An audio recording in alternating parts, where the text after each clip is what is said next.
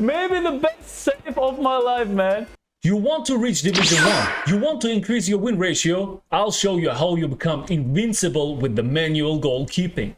Today I want to talk with you about a special topic which I don't see often enough, the manual goalkeeping. The manual goalkeeping is so important because it can decide whether you will win a game or lose a game, and it is a big advantage for low-rated players but also for high-rated players. At this point, a quick thank you to letting my channel explode with my latest videos, which are booming with lots of topics like player levelings, formations, tactics, meta systems, and so on. Thank you, and for all the other ones, don't forget to subscribe. And now let's start with the video. To be able to select the goalkeeper manually, the opponent need to have the ball, and when he's got the ball, you can activate the manual goalkeeping by pressing the L1 and R3 button at the same time like this, and then you have the full control of the goalkeeper.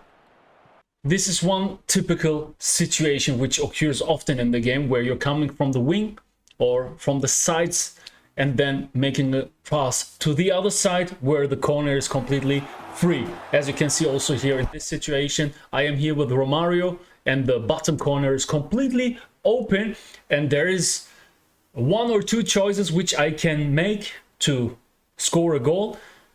You can see that my bar is loaded up, that I've already made my decision. The opponent will think, okay, I will shoot to the bottom corner, not into the short corner because it's not possible here. It wouldn't be a goal. But from the leg, from the body language of Romario, you can see that he is pulling out his left leg. So that means it would be awkward to shoot, to score a goal from this position with this body language, with this angle. So there's one opportunity only left, and this is the pass to the bottom side to Kylian Mbappe. And as an opponent, you have to see that, and you can avoid to get a goal from this position. How? Just take your goalkeeper manually and move him to the bottom corner, as you can see it here how it should be. But my opponent isn't doing this. He's just standing still, not activating the manual goalkeeping, and with that he's making it really easy to me to score a goal, because you can see the goal is completely open. I can do whatever I want. I could also run into the goal if I would like to, and this is how I score lots of goals. I have many examples of this. As you can see it here in this situation, I have way more goals. This is a standard goal. This is a typical goal in eFootball which you can score, but there is also a solution to save this kind of goals. As you can see it here, just select your goalkeeper. It's of course not easy, but select the goalkeeper and close the long corner, and you will provide not to concede so much goals as you did before. This will help you in many situations. It doesn't make a difference if you're a low-rated or a high-rated player.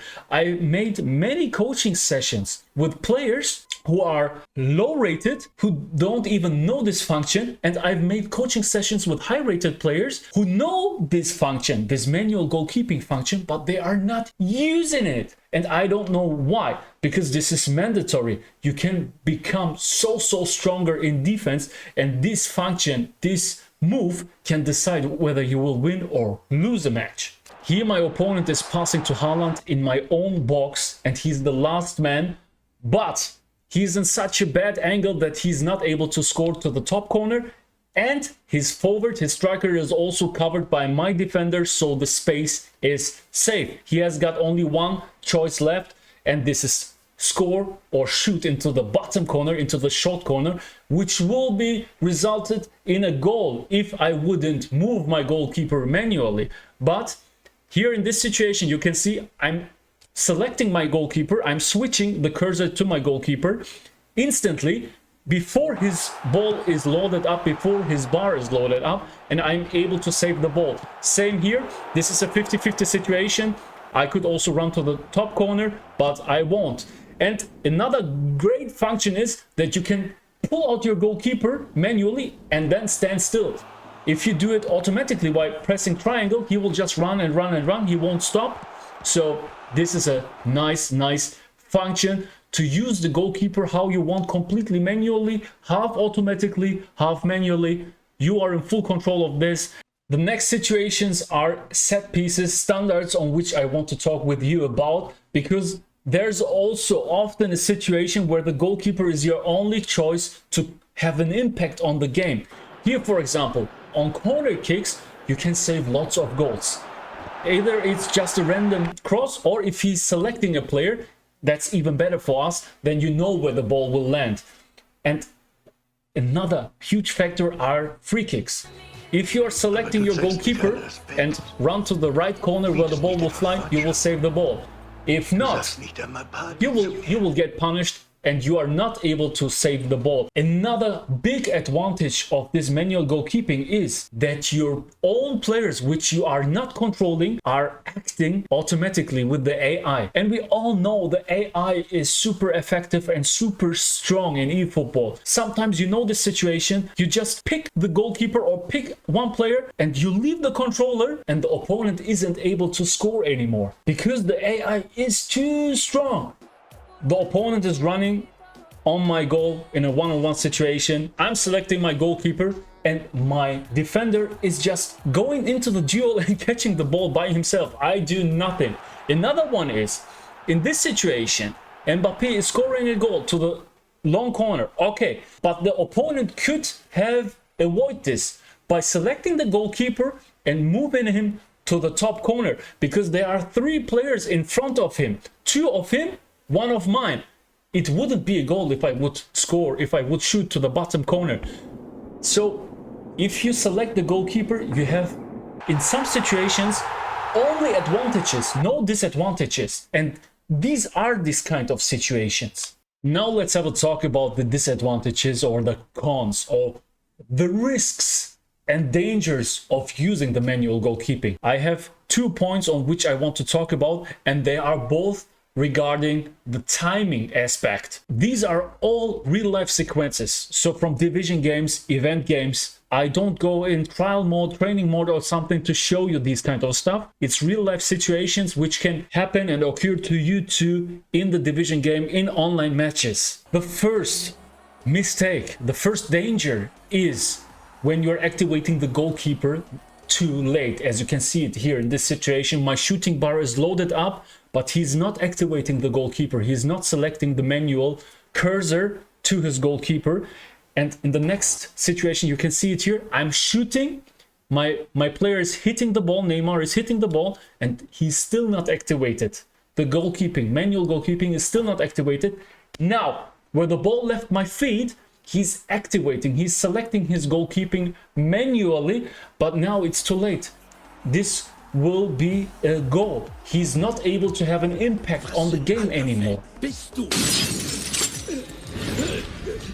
Ich bin Batman. Yeah, I'm known for my sound parts, for my action, for my moves. On the stream, I just wanted to share it with you. Hope you like this stuff too.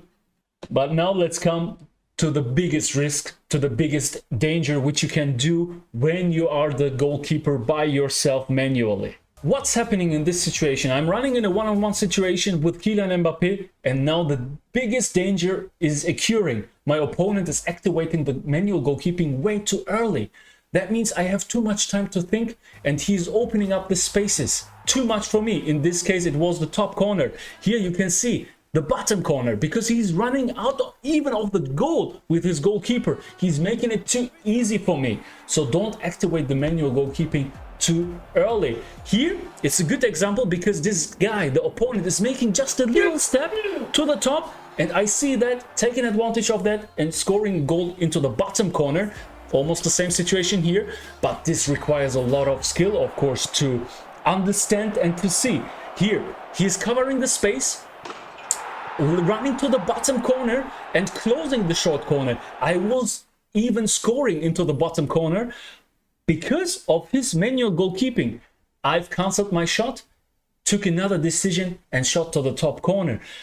But most of the opponents won't be able to do that. They will score to the bottom corner, and if you selected your goalkeeper and run to the bottom, there's a high probability that you will save the ball.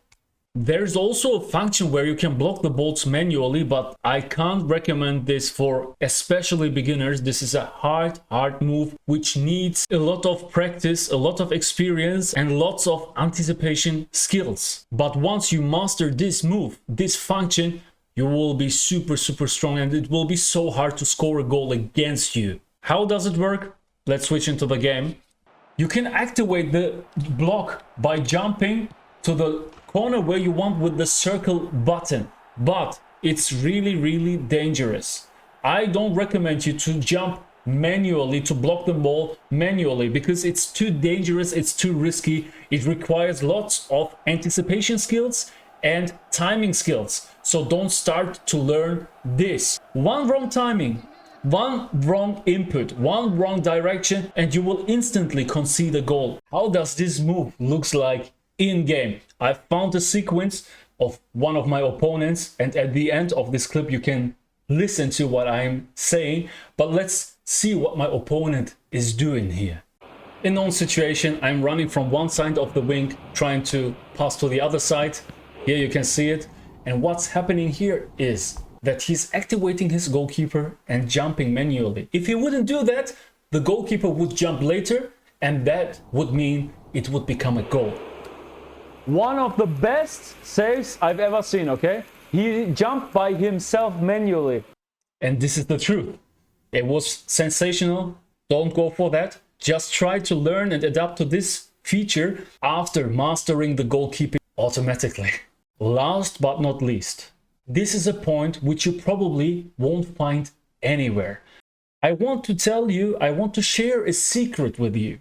This manual goalkeeping leads often to a special point or a special movement of the ball.